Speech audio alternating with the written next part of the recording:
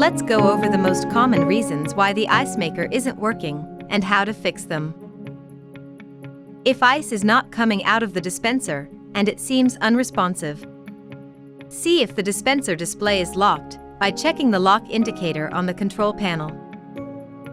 If it is lit up, it means both the dispenser and the control panel are currently locked.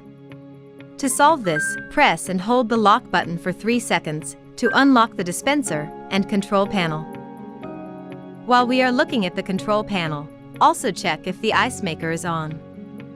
If the indicator light is off, turn it back on by pressing and holding the ice on/off button for 3 seconds.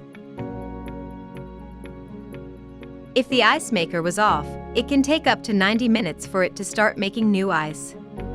If this is the first time making ice after installation, it may take up to 24 hours for the ice maker to begin making ice.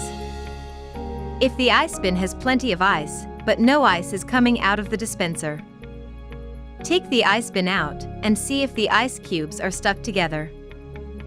Shake the ice loose and remove the ice chunk that remains stuck. Next, check the chute. Ice fragments may get caught over time and create an ice buildup in the chute. If this is the case, clear the chute of any clogging. Now reattach the ice bin carefully and the dispenser should work properly. If the ice maker is not producing ice, and the ice bin is empty, even though the ice maker is on, check the feeler arm. If the feeler arm is pushed up, the ice maker will stop making ice to prevent overflow. Make sure that the feeler arm is not obstructed and can move freely.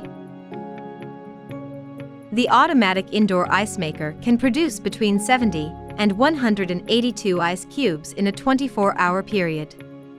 But if the ice maker is not making enough ice or is not producing ice at all, and everything inside the refrigerator seems to work fine, check and make sure your refrigerator is connected to a drinkable water source, and the valve connecting the water supply is fully open.